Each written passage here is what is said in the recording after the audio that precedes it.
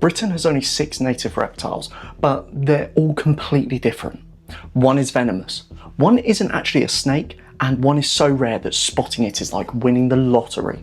So let's take a look at them. First up, the common lizard. It lives across most of Britain and is a reptile that you are most likely to encounter. They're found mainly in heathland, commons, moorlands, railway embankments, dry stone walls, and even coastal cliffs.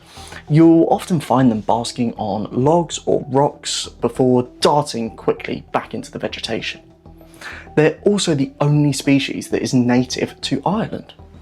They're approximately 15 centimetres long and generally brown in colour, but there are other morphs that exist which can be jet black or even yellow and green.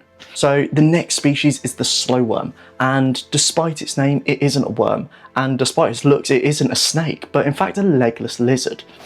Now, I know some of you will be asking, well, what's the difference? Unlike snakes, slow worms have eyelids and ear openings. They can also shed their tail to escape predators.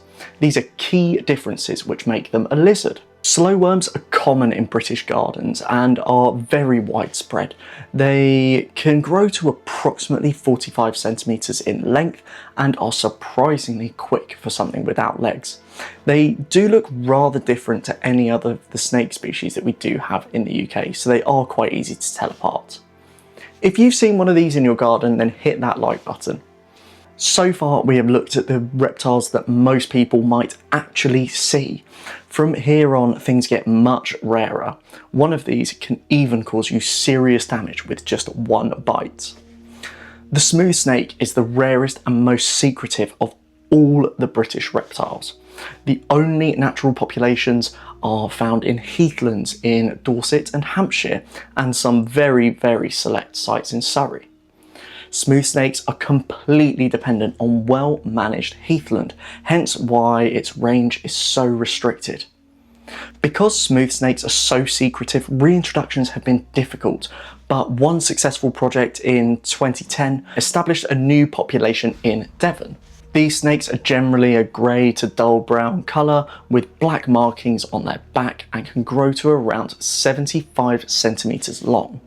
They also will generally have a nice heart-shaped mark on the top of their heads. These are known as smooth snakes because they have flat scales, unlike the other species of snakes in Britain. Now, onto the most common of the British snakes, the grass snake. These are found throughout England and Wales, but not in Scotland or Ireland. These are non-venomous, but their bite will still pack a punch. They're Britain's longest reptile and can grow over a metre in length, and they are generally a grey-green in colour and have a very, very obvious black and yellow collar around their neck and black bars along their body. Although grass snakes spend most of their time on land, they're also excellent swimmers and regularly hunt in ponds, lakes and wetlands where frogs will make up much of their diet. These snakes are very fast, so will move along very quickly if disturbed. However, if they're cornered, they can also play dead and can even excrete a foul-smelling liquid if you handle them. We've only got 2 reptiles left, including Britain's only venomous snake. While you're here, let me know in the comments what British wildlife you'd like me to cover next. Now, it's time for the most dangerous species on the list, the adder. Despite being Britain's only venomous snake, fatal bites are extremely rare, with just 10 deaths recorded in the last century. And whilst it may not be as deadly as some of the species found around the globe, looking at you, Australia, adder bites are no joke.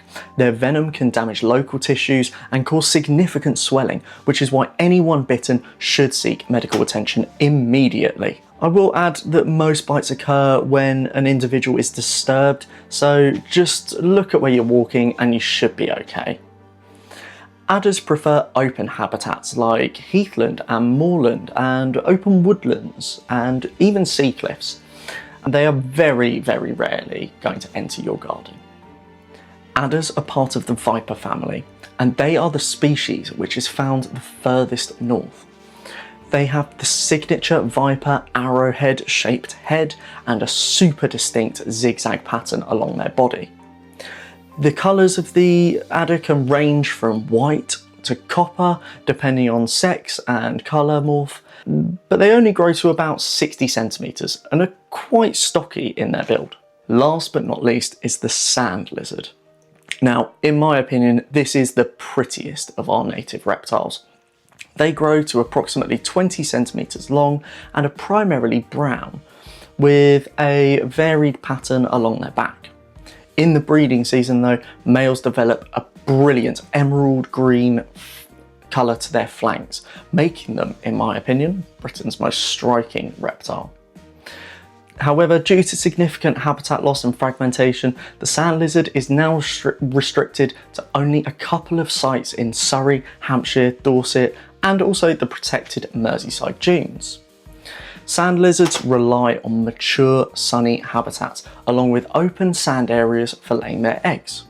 Reintroduction work is being done to bring these gorgeous reptiles back in Wales, Kent, West Sussex, Devon, and even Cornwall. Now, learning to identify Britain's reptiles is an important skill for any ecologist, but it's also one of the best ways to appreciate the wildlife around us. If you enjoyed this guide, then let me know which group you'd like me to cover next. And if you want to learn the single most important skill that every ecologist needs, watch this video here. Thanks for watching. I'll see you in the field.